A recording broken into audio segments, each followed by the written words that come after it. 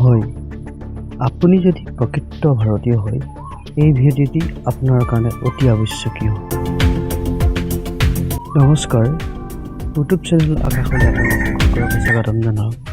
আজি এটা নতুন বিষয় আপোনালোকৰ আগত অৱগত কৰিম বুলি জনালোঁ। সেয়ে আশা কৰোঁ ভিডিঅ'টি চাব, লাইক কৰিব, শ্বেয়াৰ কৰিব, কমেণ্ট কৰিব বুলি আশা কৰিলোঁ। ধন্যবাদ।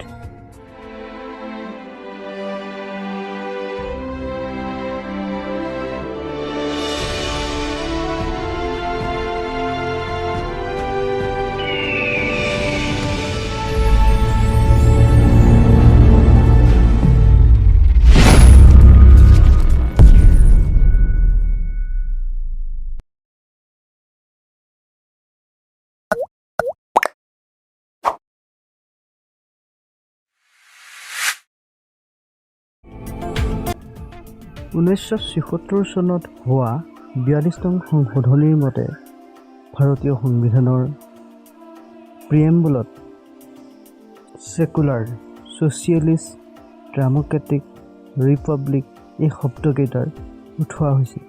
কিন্তু ইয়াৰ প্ৰকৃত ব্যৱহাৰ ভাৰত স্বাধীন হোৱাৰ পিছৰে পৰা সঠিক ৰূপত ব্যৱহাৰ হোৱা দেখা নাই। সেয়ে আপুনি যদি প্ৰকৃত ভাৰতীয় হয়, এই শব্দকেইটাৰ ব্যৱহাৰ জনাটো অতি আৱশ্যকীয়। দেশৰ প্ৰতিগৰাকী নাগৰিকে এই শব্দকেইটাৰ ব্যৱহাৰ জনাটো বৰ্তমান সময়ত জৰুৰী হৈ পৰিছে। সেয়ে প্ৰথম আলোচনা কৰিবলৈ লৈছোঁ ছ'চিয়েলিজম। ছ'চিয়েলিজম বা ছ'চিয়েলিষ্ট বা সমাজবাদী। ভাৰতীয় সংবিধানত সন্নিৱিষ্ট সমাজবাদৰ ধাৰণা হ'ল এই যে সামাজিক মালিকীস্বত্ব আৰু ইয়াৰ উৎপাদনৰ মাধ্যমেৰে গণতান্ত্ৰিক নিয়ন্ত্ৰণৰ পোষকতা কৰা। কিন্তু ইয়াৰ ব্যৱহাৰ সম্পূৰ্ণ ওলোটা দিশত আছিল। স্বাধীনতাৰ পাছত কোনো সঠিক ৰূপত ব্যৱহাৰ কৰা নাছিল এই সমাজবাদৰ লক্ষ্য, যাৰ ফলত দুখীয়া হৈছিল আৰু ধনী হৈ আছিল। যিখন দেশত সমাজবাদৰ পোষকতা কৰা হৈছিল, সেইখন দেশত আকৌ সৰ্ববৃহৎ নিযুক্তি কেলেংকাৰী APSC কেলেংকাৰী সংঘটিত হৈছিল।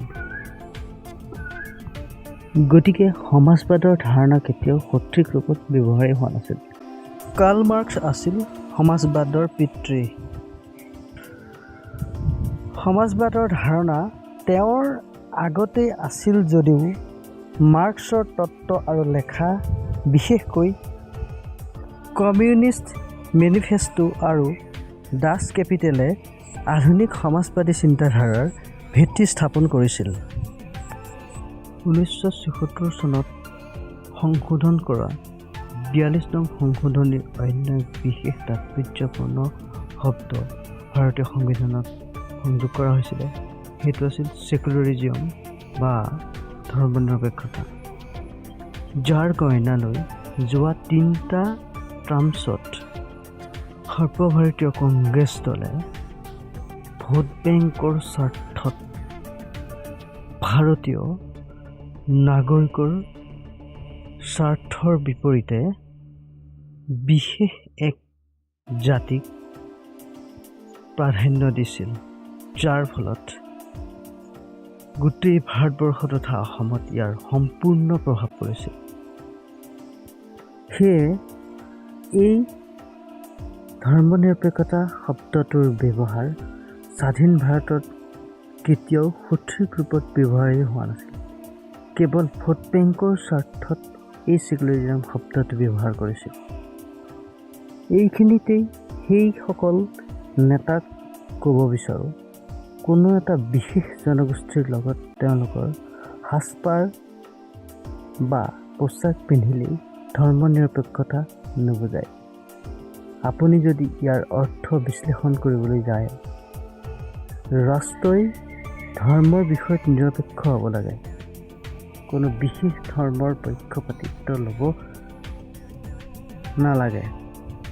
ধৰ্মীয় প্ৰতিষ্ঠানসমূহ ৰাষ্ট্ৰৰ কাম কাজৰ ওপৰত নিয়ন্ত্ৰণ থাকিব নালাগে, কিন্তু এই সম্পূৰ্ণ বিপৰীত হিচাপে পৰিগণিত হৈছিল। তৃতীয়তে, গণতন্ত্ৰ, য'ত প্ৰজাই ৰজা। এই ব্যৱস্থাত দেশৰ প্ৰজাই নিৰ্বাচন কৰি একোজন প্ৰতিনিধি নিৰ্বাচন কৰে আৰু এই প্ৰতিনিধিজনে দেশৰ জনসাধাৰণৰ হকে কাম কৰে, যিটো জনপ্ৰিয় সাৰ্বভৌমত্বৰ ওপৰত প্ৰতিষ্ঠিত। এই ব্যৱস্থা শাসকীয় দল আৰু বিৰোধী দলৰ পূৰ্ণ সহযোগিতাৰে দেশখনৰ সৰ্বাংগীন উন্নতিতো সহায় কৰে। কিন্তু এই ক্ষেত্ৰত কিছু নেতিবাচক দিশ আমাৰ চকুত পৰে।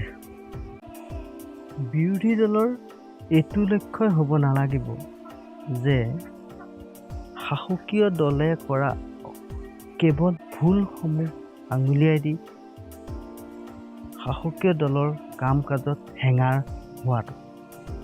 বৰ্তমান সময়ত বিৰোধী দলৰ ভূমিকা এইখিনিতেই নিম্নগামী হোৱা দেখিবলৈ পোৱা যায়।